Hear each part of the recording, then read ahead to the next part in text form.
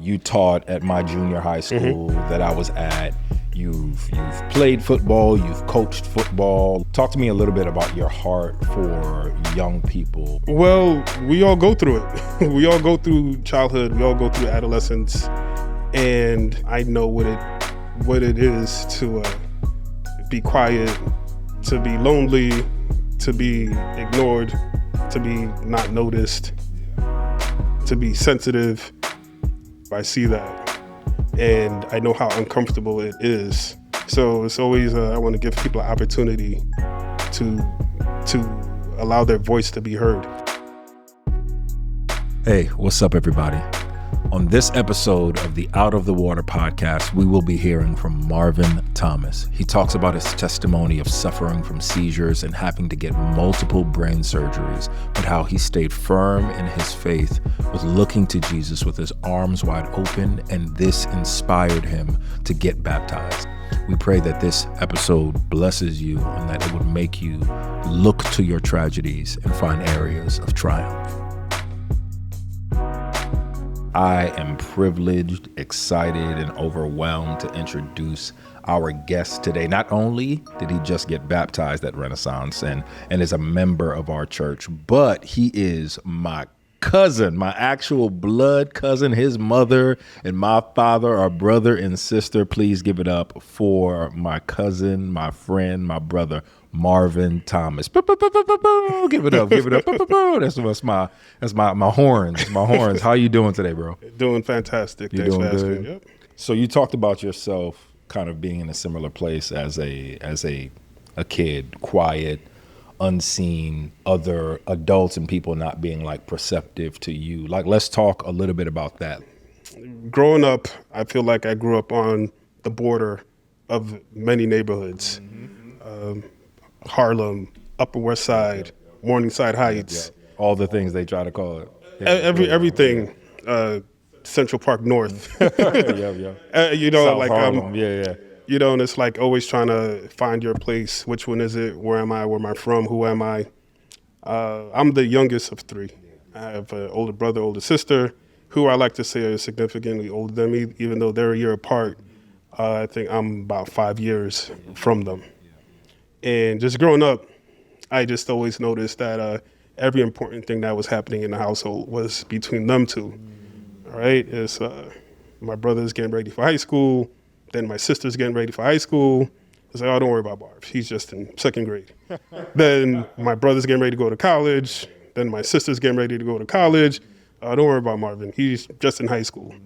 You know, then my brother's getting ready for grad school. Sister's getting ready for grad school. Marv's okay. You know, so it's like I kind of always felt that I was all right because I was somebody who was like never really getting in any kind of trouble. But it's also like what I mentioned earlier, the flying under the radar. You know, just because you're under the radar doesn't mean, you know, like you don't have feelings, emotions, or whatever the case, you know. And like personally, I just kind of felt like unnoticed, unimportant. And I'm pretty sure like my family would disagree. They would definitely disagree. They would definitely tell you that, Marv, you were spoiled when you were a kid.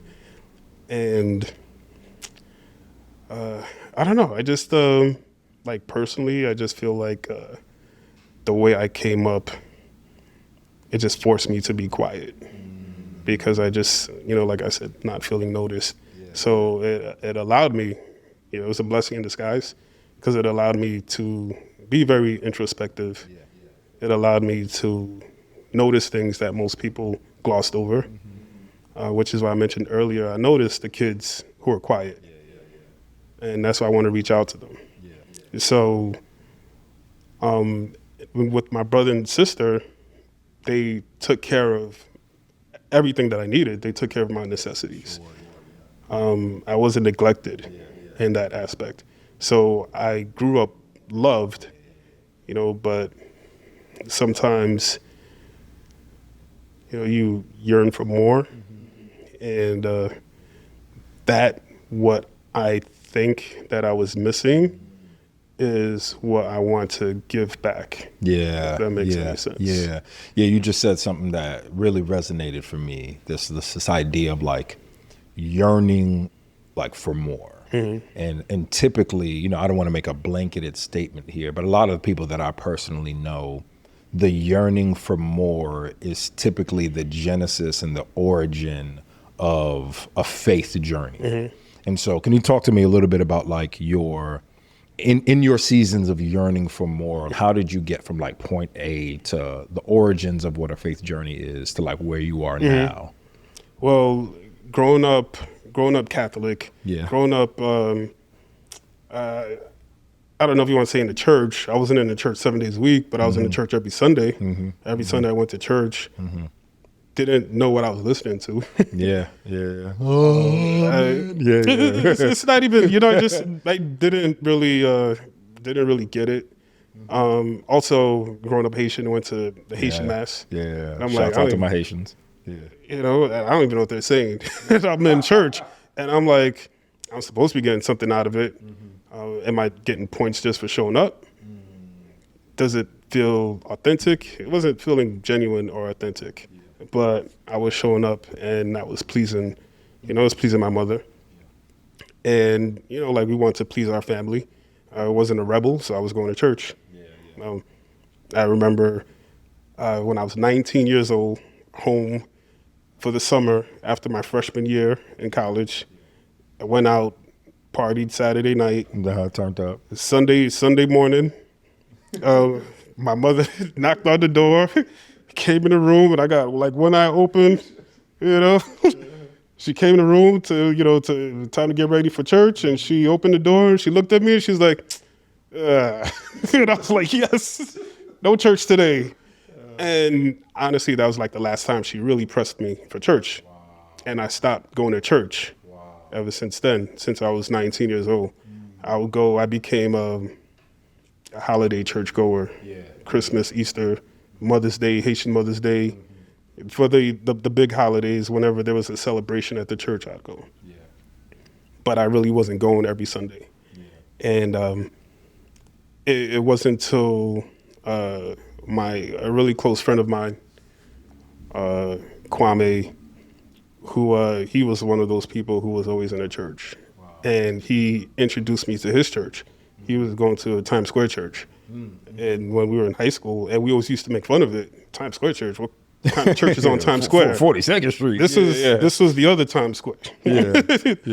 So we always used to make fun of it, Times Square church. And one day, you know, open-mindedly, I went. And then I remember as a visiting pastor from Denver, and it was the most amazing experience. Wow. To the point where I came back. Not only did I come back the next week and the week after that, but I started coming back with my Bible. Because I was following the scripture and the word, and I had my Bible, and I started taking notes, and I started underlining things. And that was my first time ever really paying attention to church. So you said that was around what, you were 19? That was, 19 is when I stopped. Okay. This is probably early 20s. Probably early 20s that I eventually go. And mind you, he was at Times Square Church since we were in high school. So I finally, it took me like about 10 years to check it out. And then that's probably when, so we talking about early 20s, this is like 25 years ago. So I would say my journey started about 25 years ago. Wow. Okay, so early 20s, you start going to church, Times Square Church. When did you make like a decision like, I am going to follow like the Lord? Did you have any like monumental experiences that kind of like shaped like your life? Yes. So my ex in grad school, she introduced me to the church that she went in. She's from Jersey, right? And I found myself going to Jersey, you know, not for her, but for a church, because I was into the church that she was going to. And when you start traveling, it's just state to state. For church. That's something. For church, and the name. Hitting them toes, getting on New Jersey Transit in the path. God is doing something. All of that. And honestly, that's when I realized that something was happening inside of me. That he was starting to put me on a path. And he wanted me to, I always see God like this. His arms are always open. And he saw that I started to walk. And church could have been in Chicago. It could have been in North Carolina. I probably would have made my way there to go to that specific church just because the word was hitting home. And I was fortunate enough to find a place where the word was married with the community. Yeah, wow. So I really liked the community there. And it was a huge church. And it was Which is hard to find. It's hard to find. Yeah, which was which made me even that much more comfortable. Yeah. So wow. Yeah. Wow. Okay.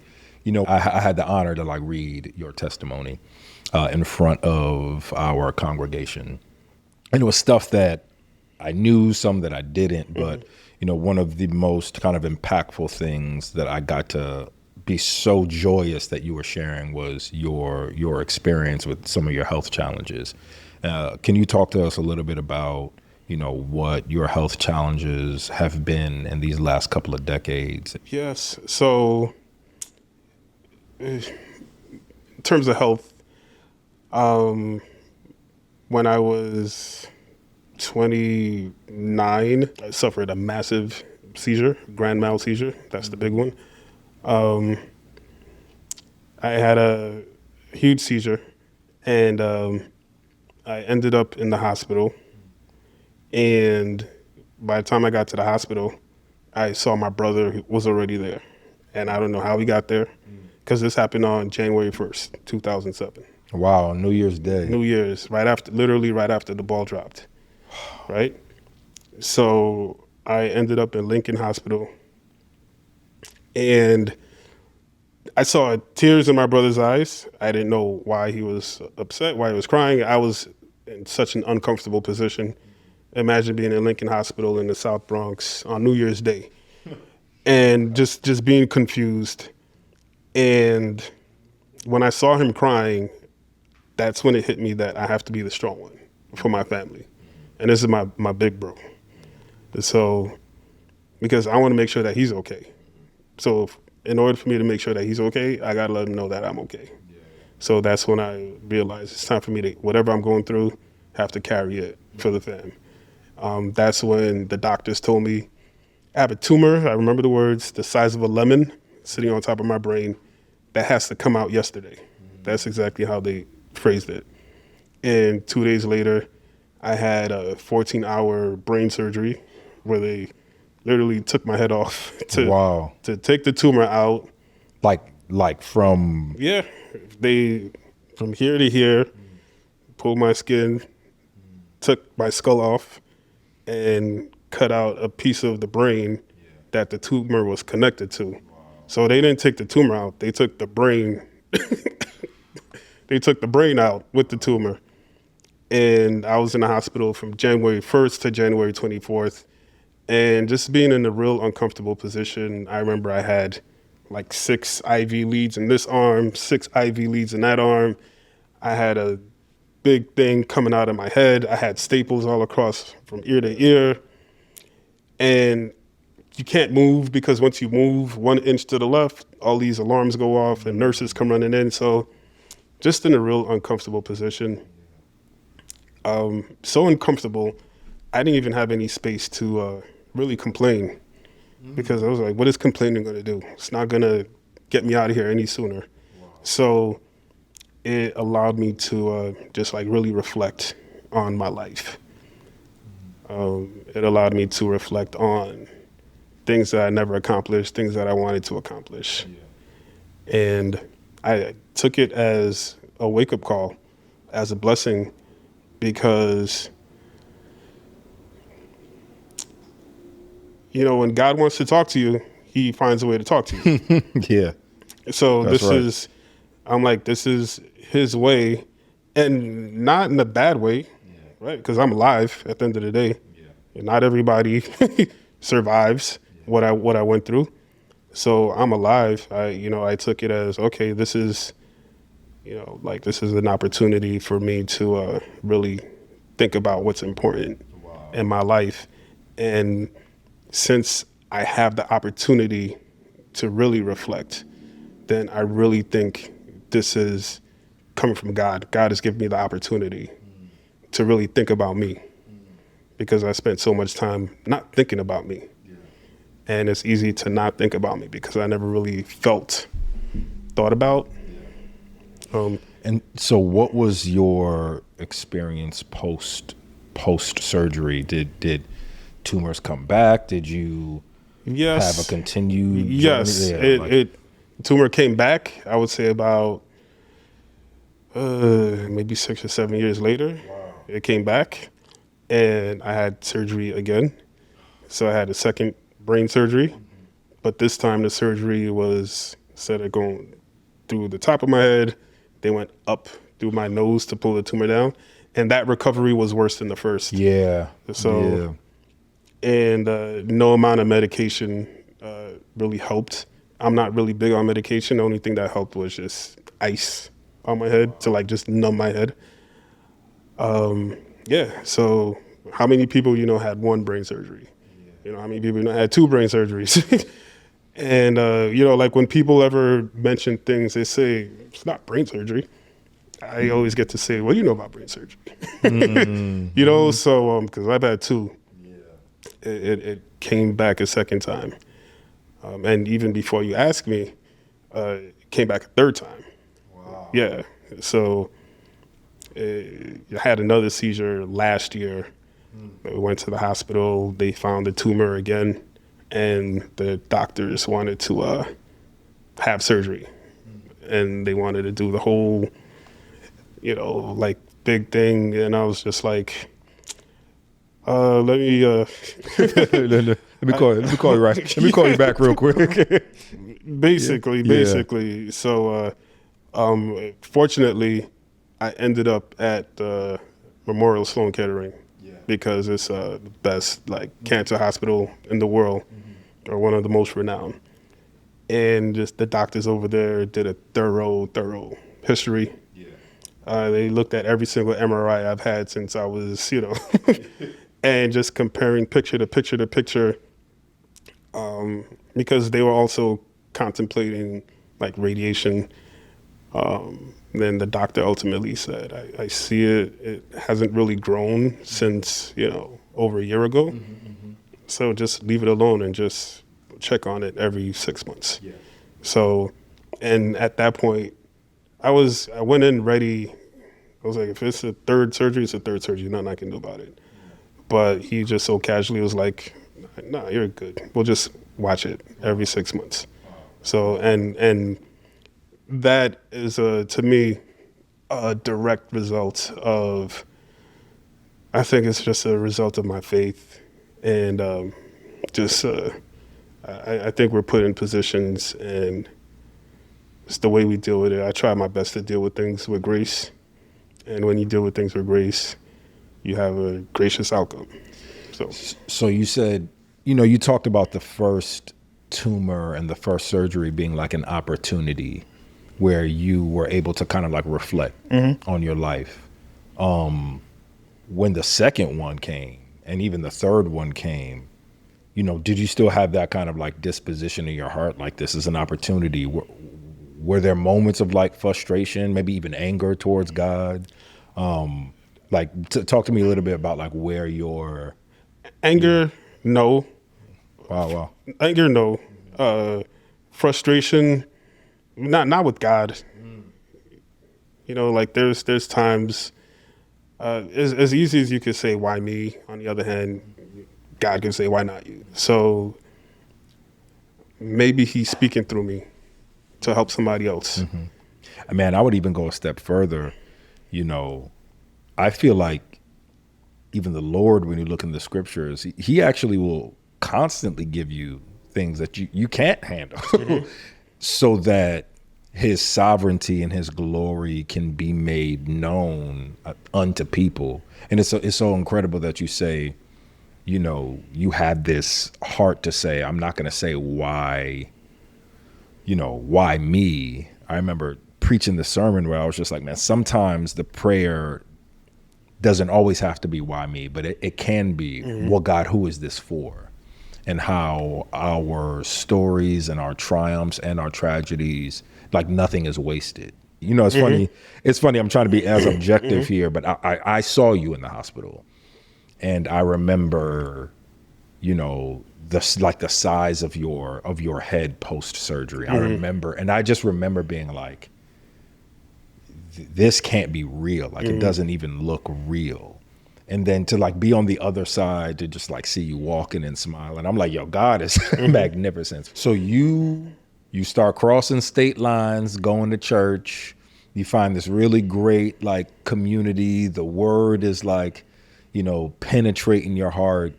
Was there a moment where you like gave your life to Jesus that you can think about, or was it something that kind of just like naturally like happened? And in light of answering that, can you also walk me towards what your decision was like to get baptized?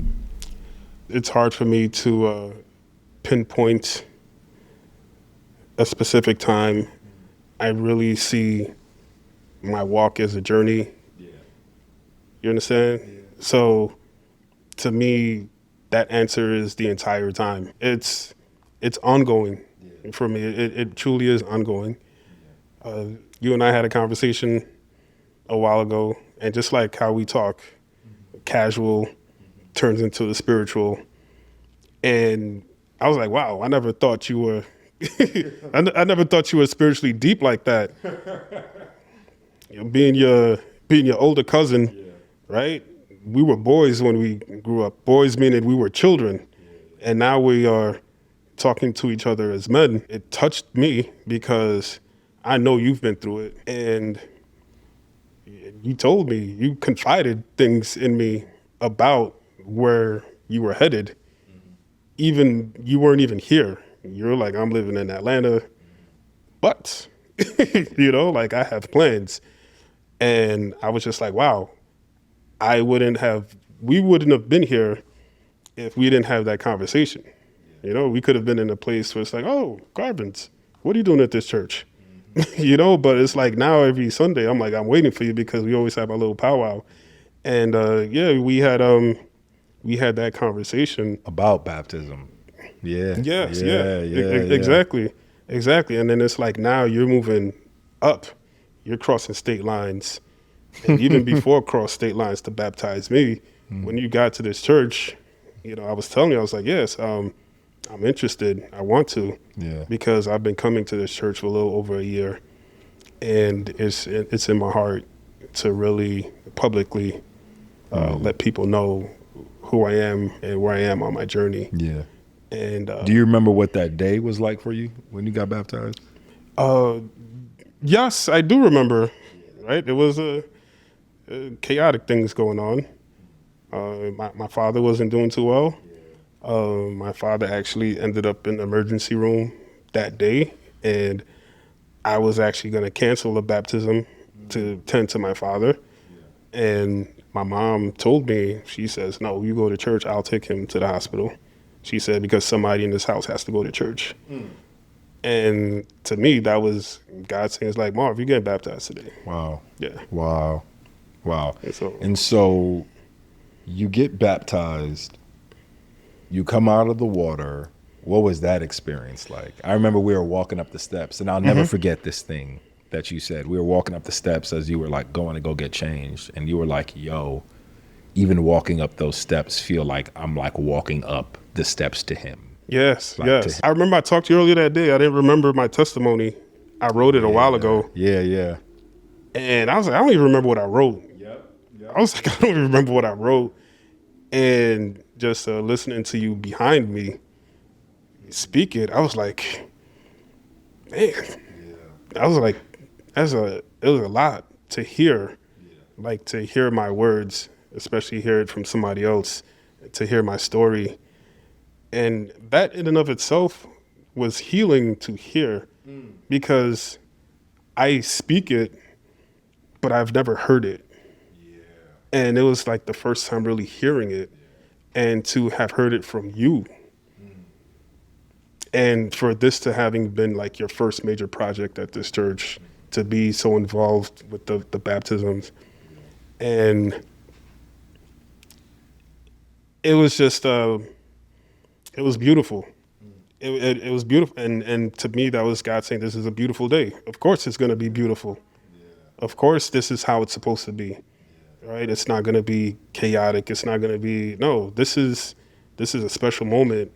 And when I got out the water and walked up the steps, I remember it honestly felt like I was floating up once again to his open arms. Yeah, to his open arms. Yeah. Yeah, you talk a lot about you've mentioned that a lot when we talked. You talked about his open arms, Yes. and I think about the duality of the cross, that on this hill, called Golgotha, the cross symbolizes one of the greatest tragedies we've ever seen, and also one of the biggest triumphs.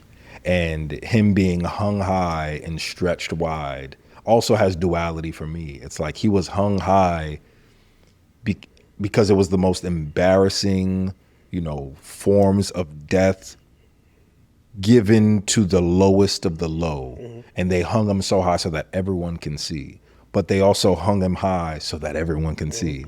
And they stretched him wide, where he had agonizing pain, where he was there for 6 hours, but his arms were open to say that because of my sacrifice, because of my atoning for your sin, that now the veil is torn and you can be called to me. Yeah. And so, man, in light of like your whole story, and this is like my last question, in light of your whole story, the tumors, the health challenges, the continued journey of like following God, crossing state lines, man, what words of like wisdom, advice would you give to someone who is like on the fringes of making a decision to follow Jesus, or making a decision to go public with their faith? What words would you offer that person?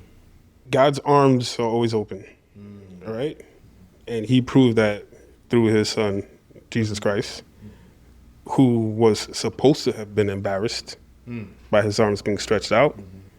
But those arms being stretched out is a symbol of him saying, come. Yeah.